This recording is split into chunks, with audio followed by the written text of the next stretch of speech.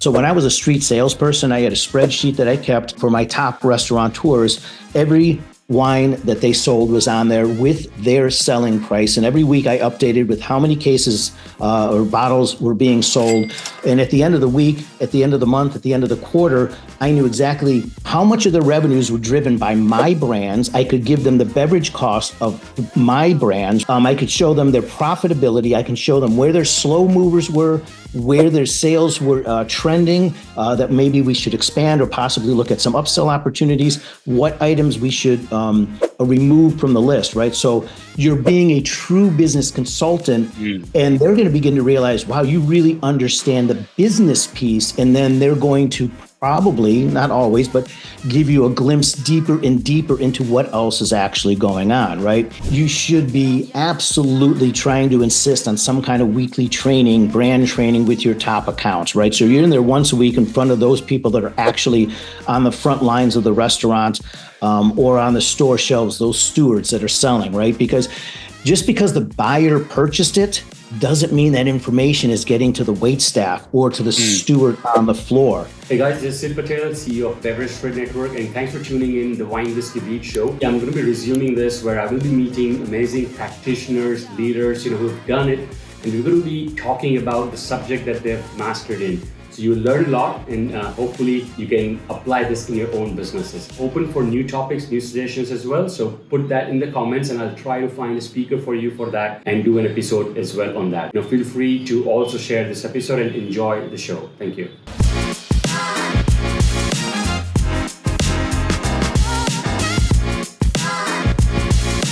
Hey guys, this is Sid Patel, your host and the CEO of Beverage Trade Network and the Wine Whiskey Beat Show. I'm here with Matthew. He's the Director of Education at Southern Wine and Spirits, which is America's largest wholesaler. And I believe, Matthew, you take care of the Florida market, right? So we're going to chat more about your role. And I really, really thank you for coming out at this particular time when it's all busy season. Your reps are busy, you're busy. So thank you for joining me here. Yeah, thank you, Sid.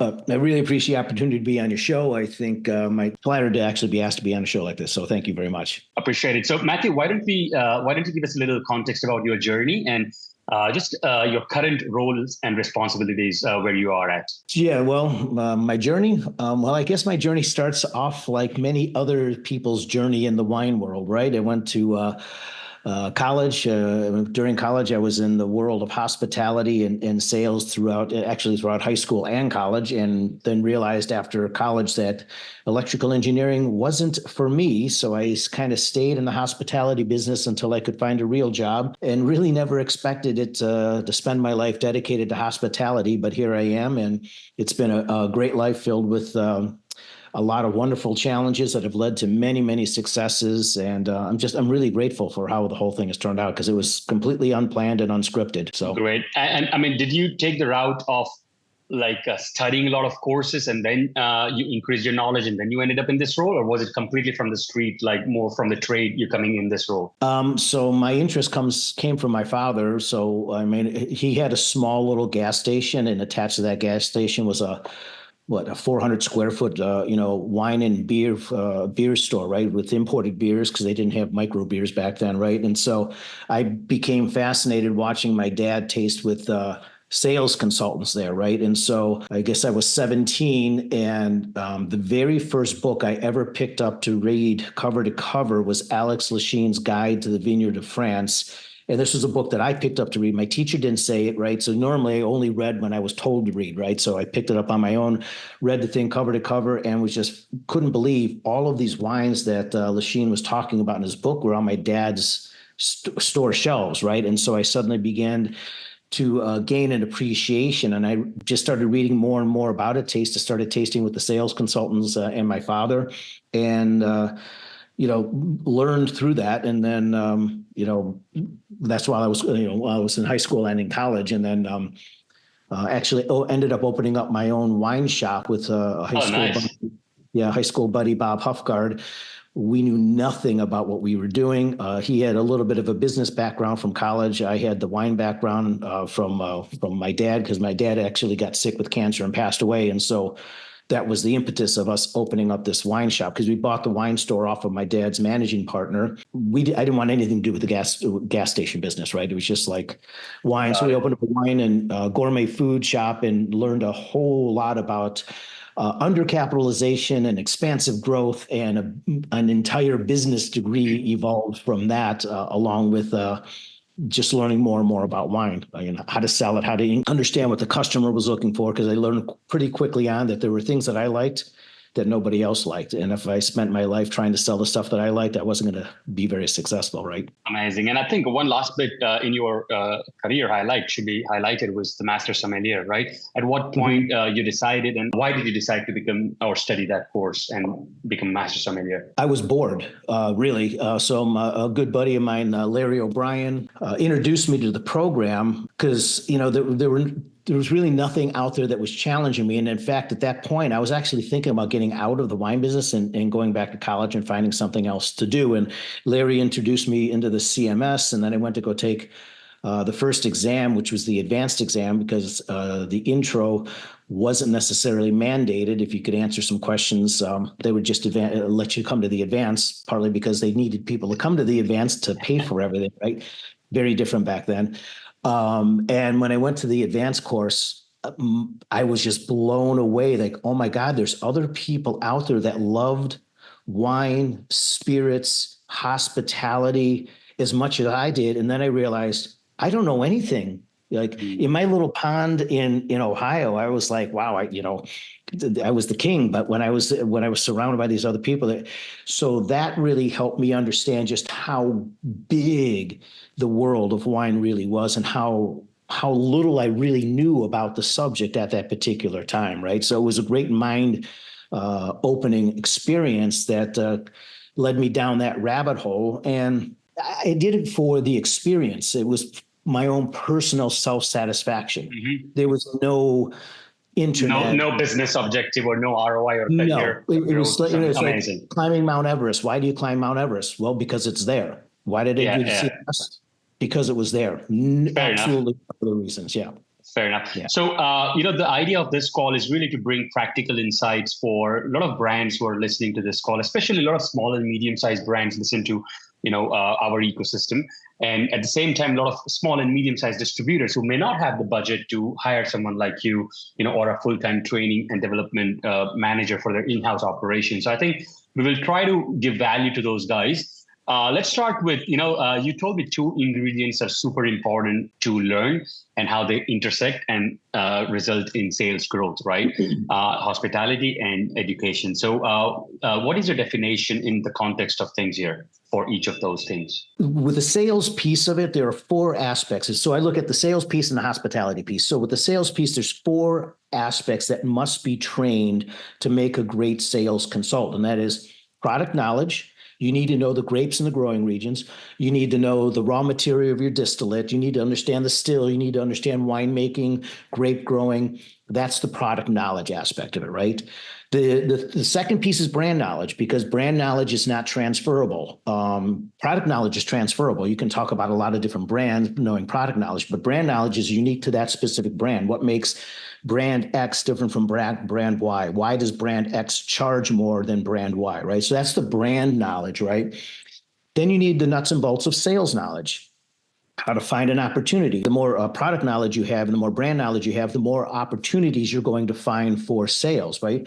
But it's not just finding the opportunity, it's making the presentation, overcoming the objection, and closing the sale. That's all the sales nuts and bolts pieces of it. And then the fourth piece of training is to have the business knowledge, right? What does it matter that you know everything about wine and about the brand if you don't understand how that particular restaurateur operates, or how that particular retailer operates, what their goals are, right? What kind of beverage costs they're trying to run, how to run a profitable wine program. These are all the business pieces that you need to know in order to be successful, okay? And then the hospitality context kind of plays into your sales knowledge and your business knowledge, right? It's we often hear the word consultative sales, and I guess it's kind of like consultative sales, but to me, hospitality takes consultative sales one step further, because you're not just consulting, you feel like you have a vested interest in that business, as if the business was actually your own business, and you want to make decisions that are going to not only benefit you, but that are going to benefit that account. You're going to help them drive revenues, increase profits, right? It's that feeling that it is your business. And then at the same time, you expect nothing in return. You're doing this because by making them more successful, you're going to be more successful. Okay. So that's the hospitality aspect of it that I look at when it comes to sales. Very clearly put. I mean, loving it, this 4 modules, and let's go deeper into each of those as well, right? So we'll break it down. And obviously you're the person who you are trying to educate, like master sommelier may not need so much of the product knowledge, right? They may need a little bit of others, like sales knowledge he or she may need. I'm just putting out there, maybe, and then maybe someone from the street may need more product knowledge and not the sales knowledge and whatnot. Like someone selling insurance may be a natural at it, right? So I'm sure you have to design different little sets for different kind of groups. So I want to go to the first group, like the new sales team. Like you have a new batch who's starting Monday this week, like 1st of January. You have this new team, Matthew. What does your training module look like when it's the first time? This new people selling, they've never sold wine, beer, spirits in their life. What do you sort of cover, before all this? Yeah. So, I mean, really the first thing is to give them that baseline knowledge. And that's why I like specific certifications like WSET or some of the stuff from Wine Scholar Guild, things like that, which provide that baseline information of grapes and growing regions, right? Because it's hard to talk about a brand if you don't know what Chardonnay is. And it's hard to talk about Chardonnay if you don't understand how Chardonnay is impacted by winemaking or certain regional growing conditions, right? So those base certifications are great because they help with the primary grapes: Chardonnay, Cabernet, Merlot, Pinot Grigio, Sauvignon Blanc, Riesling. There's about 10 or 15 grapes that the sales consultants really need to understand, which is going to probably, be 80% of their sales for especially for beginner sales, right, reps. But once you understand those grapes and you can talk fluently about Sauvignon Blanc or fluently about Chardonnay, and you can understand the difference of the impact of Chardonnay grown in Burgundy versus Chardonnay grown in California and how malolactic, then you can begin to apply that same knowledge to other grapes, right? So you have these foundation varietal profiles that you have. And now, all right, let's look at Fiano from Italy. Let's look at Citriglia from Greece. Let's look at, whatever the other grape is, and you can begin to build that knowledge. And so, like a lot of times when we finish with the new sales consultants, what I'll tell them is like, just take one grape a week, red or white, I don't care what it is, one grape a week, and spend an entire week trying to understand what that grape is, right? And then at the end of the year, you now own and know 52 new grapes, right? And if you know 52 grapes, that's a lot of wine. That's a lot of wine that you can talk about. And then the next year, you add another 52 grapes to it, right? After 2 years, you're developing sales skills because you're on the street learning the sales aspect of it, how to develop those relationships. And you're slowly layering the information of different grape varieties and different growing regions on it, right? Because too many people seem to want to know everything now. And it's just not possible. There's no easy button. It's a long, slow process, and you have to break it down into bite-sized pieces. And for myself, I have found that here in America, geography is not our strong suit, but understanding grape varieties is something we can all grasp, because we can walk into a grocery store and we can say, look at 25 different apples, and nobody has a problem saying, yeah, I want to buy Jonathan apples versus Golden Delicious versus McIntyre. I mean, how many apples can you name, right? But if you start talking about where those apples are grown from, whoa, that's too much information, right? So by focusing on those varietals, it really provides that baseline information for them to learn a lot more. Correct me if I'm wrong, but I'm super curious because I also ran a wholesale business in Delaware and New Jersey, and what we struggled with was because we have small budgets, my key was that they retain, they sell something. And obviously me, being a small and medium-sized distributor, I don't have Yellowtail or Jack Daniels and Absolute Vodka, right? So I have the hard brands, which, it's hard to sell in that situation. So in your case, let's say, particularly Southern, when the new rep team comes, do you give them the easy product which they're going to get yeses for their motivation so that they can get some traction? Or, how do you play that card? Or do you give them the easy account, which that John's going to buy from Southern because he's that account just supports? So now you're talking about more of the commercial sales side, and those decisions are made by area managers, directors, nice. and so when you're talking about account and bringing them on board, there's an onboarding system we have, as well as okay, so they're out planning the territory, all is different departments. So I don't touch any of that. My role is more or less to try to help augment and support what they're doing, to make sure they have sufficient knowledge. Like all of that stuff is going to be given to them.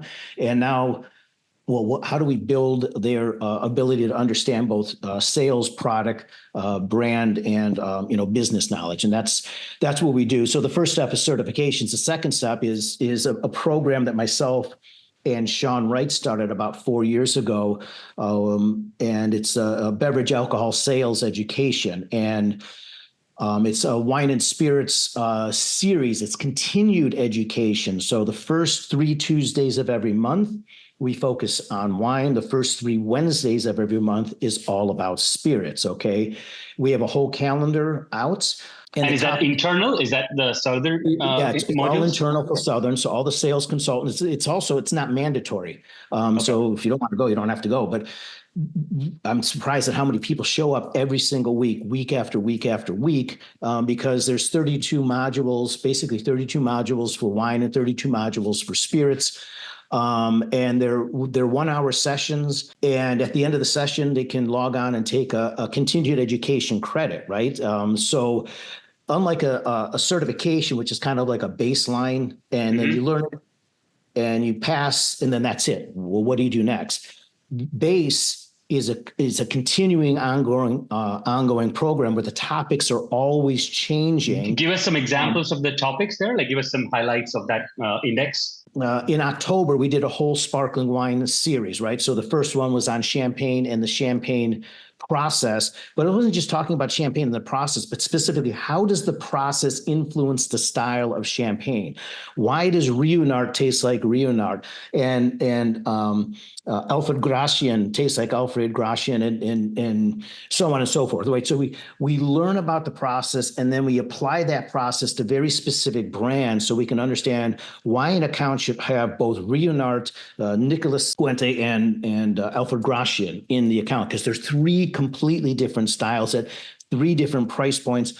Why do they charge the money that they charge, right? So that was week number 1. Week number 2 was all about Italian sparkling wine, because what has happened in Italy in sparkling wine is really unbelievable. It's far more than just Prosecco. And there's so many opportunities for sales that people don't realize that are actually out there.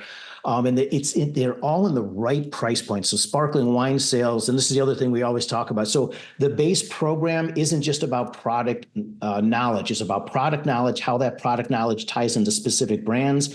And then we talk about trends, sales trends, and include business knowledge, right? So we're really trying to make a more complete training program. So with the sparkling wine program, we get into Italy because we talk about where the trends of Italy are actually, where the trends of sparkling wine are going, where those price points are, and Italy really fits that. And then we wrapped it up with, sparkling wines of the rest of the world, and kind of really focused in on a lot of the pet nat elements that are actually going, method ancestral, where that all began, and the styles of wine that were there, right?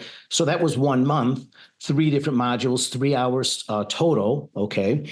But we have a whole calendar, okay, where this year we've done, instead of doing all of Italy, we did like North, Central, and South Italy. We did a whole thing on green farming. One unit was on biodynamics, one was on regenerative agricultural. One of it was on the whole climate action and sustainability. We do sales-focused things, where we did Sean did a great some seminars on, all right, what do these text sheets mean? So we looked at viticulture impact and tech sheets. How do you read a tech sheet to help understand what the wine style is going to be and why the wine may cost what it actually cost?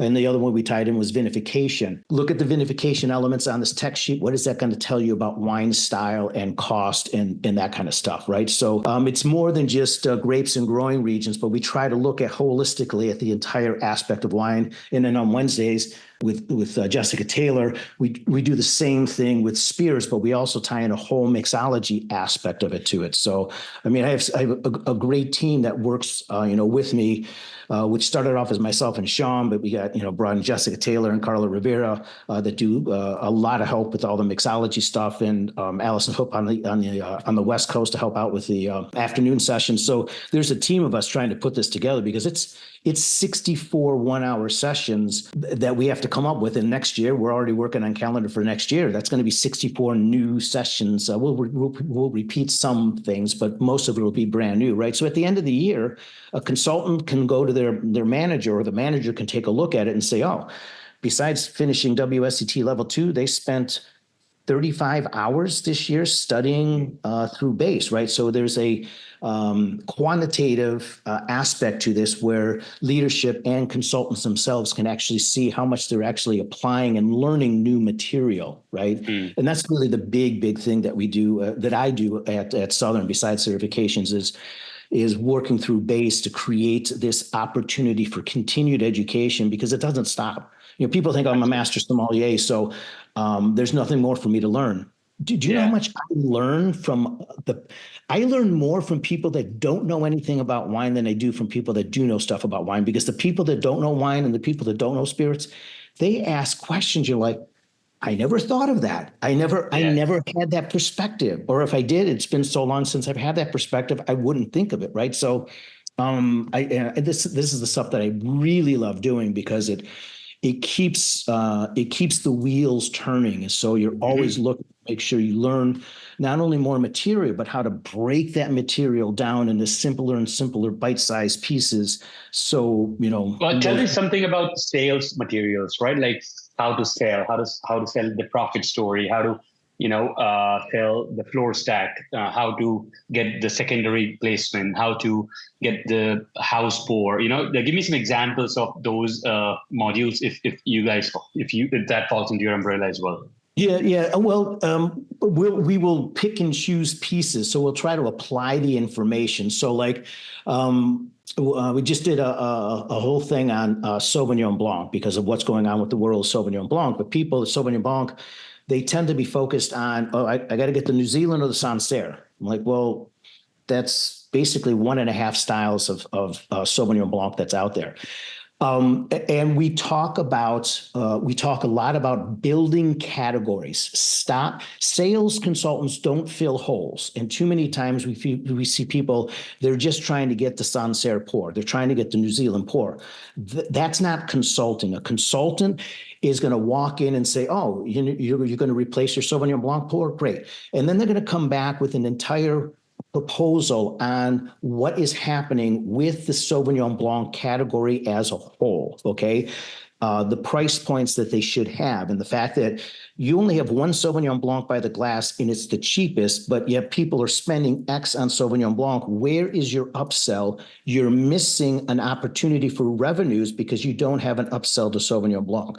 You also only have a New Zealand style. What about Sauvignon Muscat? And the styles from California that are much more floral and fragrant and not quite as herby as New Zealand, right? What about the new style of barrel fermented Sauvignon Blancs coming out of California that are blending cement and steel and Muscat and Sauvignon Gris and Sauvignon Blanc all together to create this really unique style of Sauvignon Blanc at a super premium price point, right? So that gives them the material so they can walk in and say, yeah, I know you need a Sauvignon Blanc, but we're not just going to talk about that Sauvignon Blanc. We're going to talk about the category as a whole and see what else you may actually need, which is now going to open up the opportunity for other case stacks or other opportunities on the wine list. Does that kind of make sense?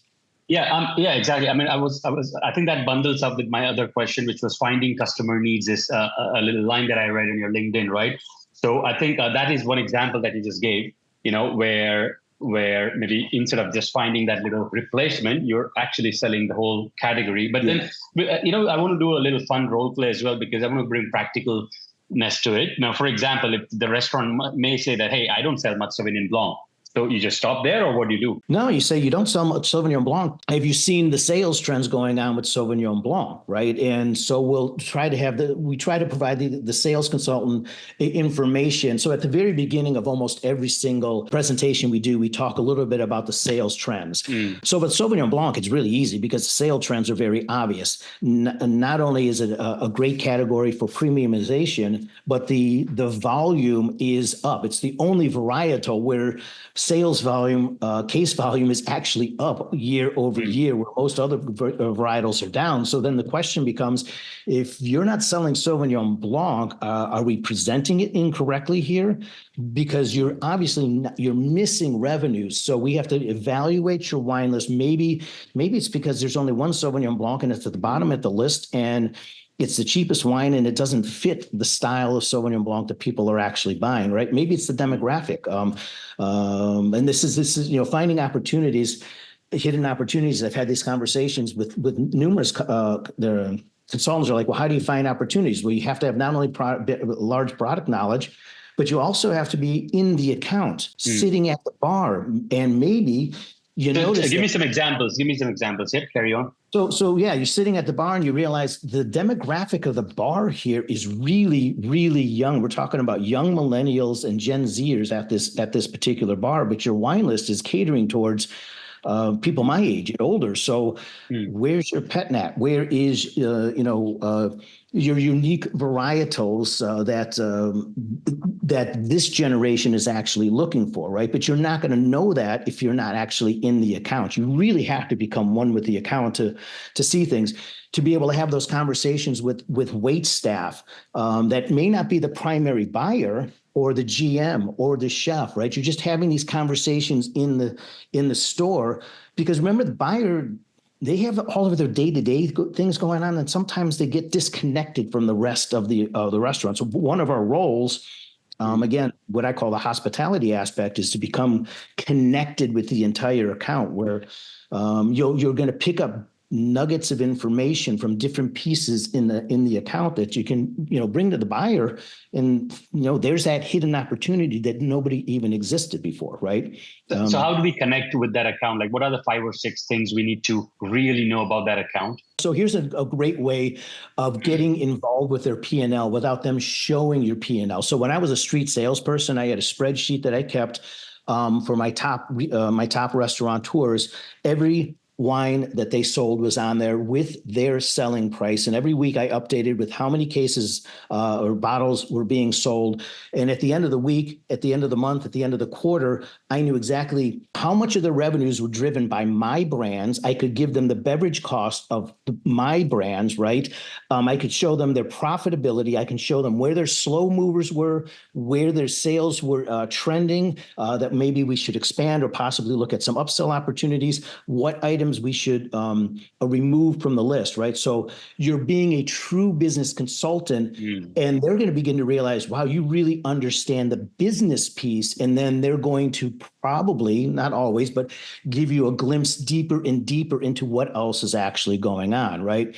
And so that having that business, being able to have those business conversations by showing them hard numbers, as opposed to just, well, you sold this many cases of that. Well, what the heck does that mean to that person's bottom line, other than just sold cases, right? That's amazing. I think on the last bit on the education and the training part was, the value-added services. You also, this is a great example. Like, this is an example of value-added service, right? But are there any other examples? Like, I'm just throwing my knowledge here, like merchandising or coming and cleaning their bottles, whatever that comes in value add. Yeah. But any other great examples that you think a person can offer to the account? Well, to me, the biggest value add is becoming that business partner. So to me, that having those spreadsheet was the great business value add, because nobody really expected it. But other value adds, to me, you should be absolutely trying to insist on some kind of weekly training, brand training with your top accounts, right? So you're in there once a week in front of those people that are actually on the front lines of the restaurant, or on the store shelves, those stewards that are selling, right? Because just because the buyer purchased it doesn't mean that information is getting to the wait staff or to the steward on the floor. And so I always spent a lot of time, you can't do this with every account because there's only so much time, but in those accounts that are really important to you, or those accounts that you're trying to develop to create that weekly or biweekly training. Isn't that a tough ask? Like, will they allow if you say, hey, can I come like on your slow hour and train your people? No, it's actually not as tough of an ask as you would think it is. The tough part of it is finding the time frame that works for them, right? Because they all want to do it, but then they're like, well, we don't want to do it on this day, and we don't want to bring people in on that day. So they want to do it.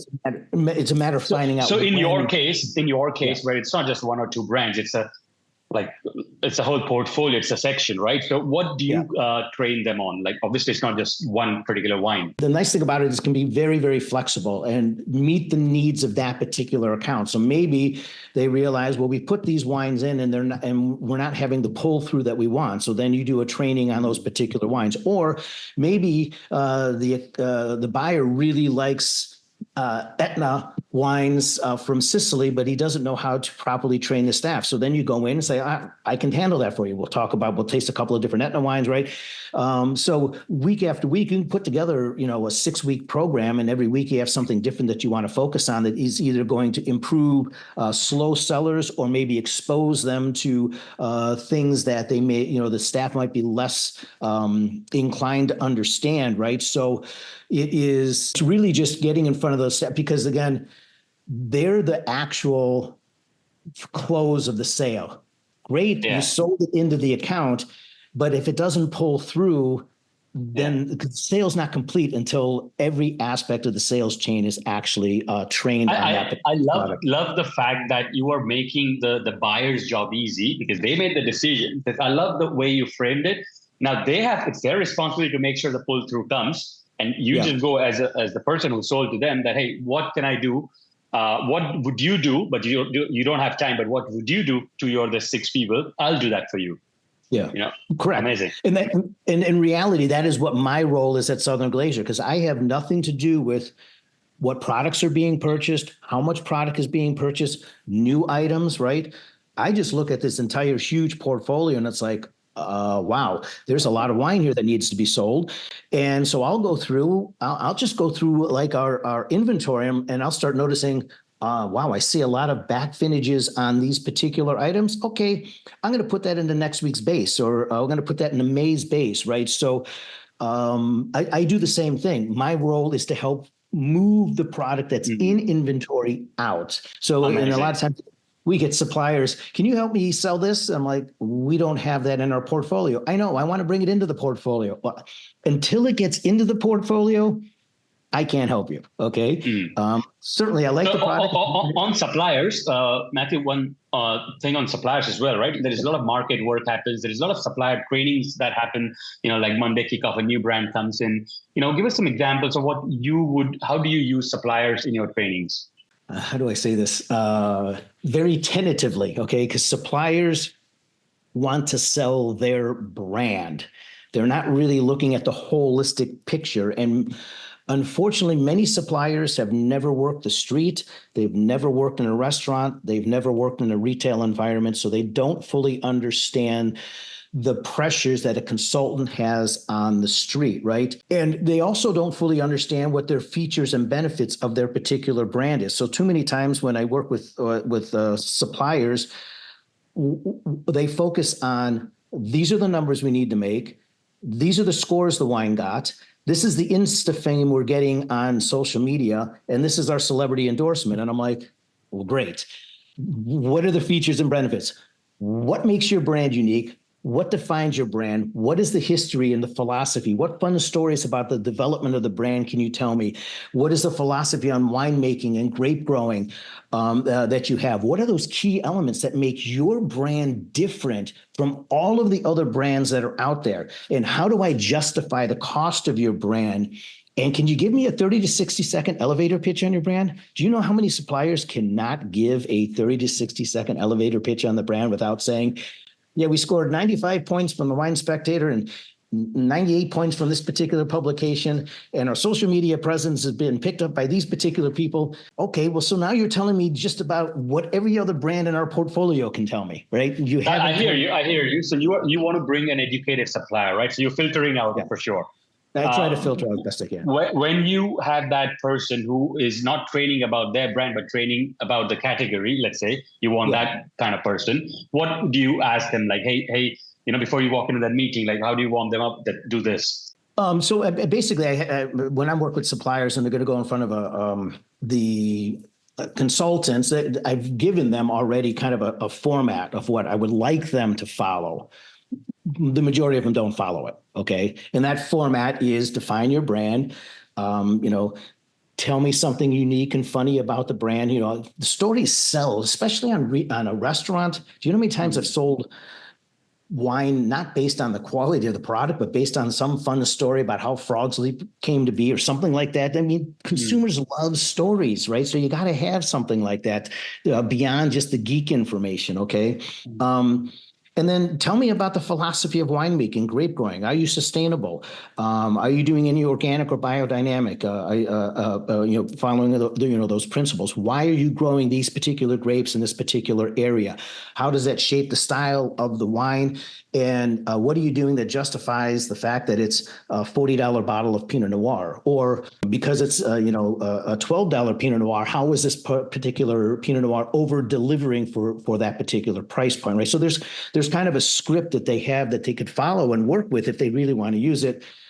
And it always closes with, give me that 30 to 60-second elevator pitch. And just amazing. But this is so valuable. I think people listening should make notes, and they should improve their processes. They should write. They should know all this, right, before they approach distributors. Let's go on the hospitality, the second element, Matthew. That's an amazing thing that it's very less time I've heard the hospitality word. It's not just accounts or something. You have to understand the hospitality business, right? And so let's start on what do you mean by for the consultants? What do they need to understand? What do you mean by this? Well, we've kind of stated some of this, but let me state it a little bit differently. So one of the best quotes I've ever seen about hospitality comes from Danny Meyer. And so I've stolen it a little bit, right? So his quote actually is, service is what we do. Hospitality is how we make them feel while doing the service, right? I take it and say sales is what we do, but hospitality is how we make them feel while selling to them, while we help them build their business, right? Because if we take that mindset, it takes us out of the mode of talking and more into the mode of listening, because really to be a hospitality expert, you have to listen first, okay? And many salespeople have the gift of the gab, and it's like, you got to shut up, just be quiet. It's important that you ask those questions, but you got to listen and ask those probing questions, because the more information that person gives you, the easier it is to sell and close, the easier it is to filter through the thousands of products that you have in your portfolio to curate those specific products that are really going to resonate with the buyer, right? And if you start curating products that resonate with that buyer because you listen to what they've had to say, your sales percentage is going to go up. And then it also provides you the opportunity to say, I know you like A, B, and C. I brought you in D over here that I know you're not interested in, but because of what we're talking about over here, I think this kind of fits and gives you a different style or a different look on your list, right? Now they're listening to you because you listened to them, right? But it's really hard to fit that exterior thing in if you lead with the exterior, because they're like, you're not listening to what I want, right? So lead with what they want, close with what you may need to actually close with, and then tie it into what you led with. Okay. And to me, that's all about that. I love the line of, you heard them first and now they'll listen to you. I think that's fantastic. And I love the fact that, you are approaching yourself as a hospitality business. Let's go on a couple of other interesting things which many overseas brands may not be aware. Like, US is so much, the main liquor stores are so much owned by immigrants. 20% not even drink or sip liquor sometimes. I know my Indian community owns liquor stores, but they don't even drink, let's say, right?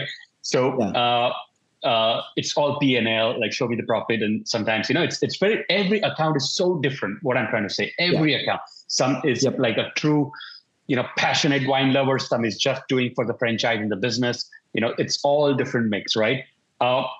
Is there a account study? Do you do account trainings? Do you have like, okay, C stores do this. This is their mindset, total wine kind of stores, it's this way. Public supermarket this way. Fine wine merchants, the fine boutiques, shops, it's this guy, this personality. Is there a persona? Can you elaborate a little bit about how you approach them? So some of what you're saying is part of what the commercial sales is supposed to do, but I do have a 3 1-hour module on the psychology of sales, which ties into what you're talking about here, right? Being able to read the person's body language, hear what they're saying, realize they don't have a passion for wine. So why am I going to try to instill my passion for wine under this person that doesn't have a passion for wine?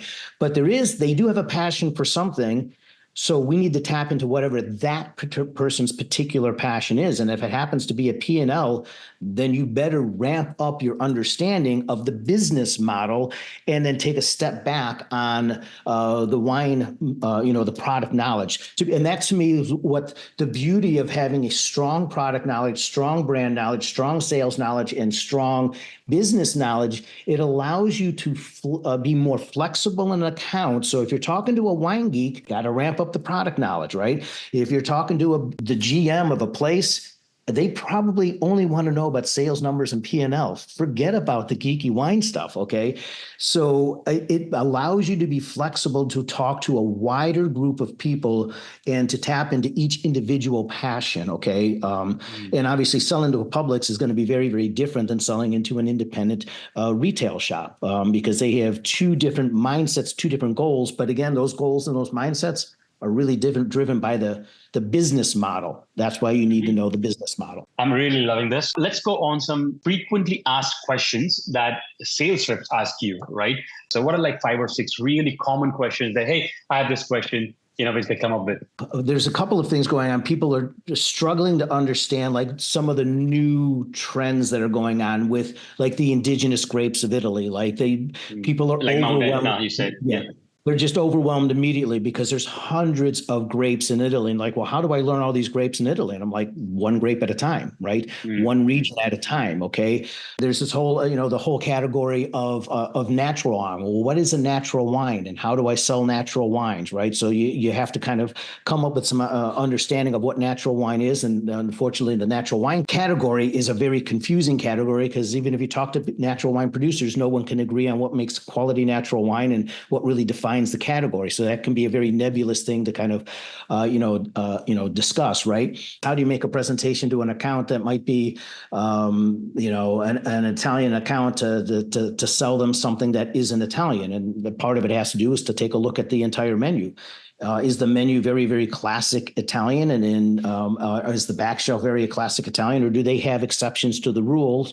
And why do they have those exceptions to the rule? And then once you understand what those exceptions to the rule are, then you can figure out where you can broaden your stance inside that particular account. What about, let's say, if I'm struggling, I'm not knocking, I'm not getting sales, and I come to you, hey, I just had a very low month. How do you motivate me? What do you train me on? If they're coming to me and they're struggling with sales, I'm going to ask them, why are you struggling? Are you showing up consistently? I mean, really with the street sales, because I dragged the bag on the street for 20 years, right? In fact, I never even wanted to be in education.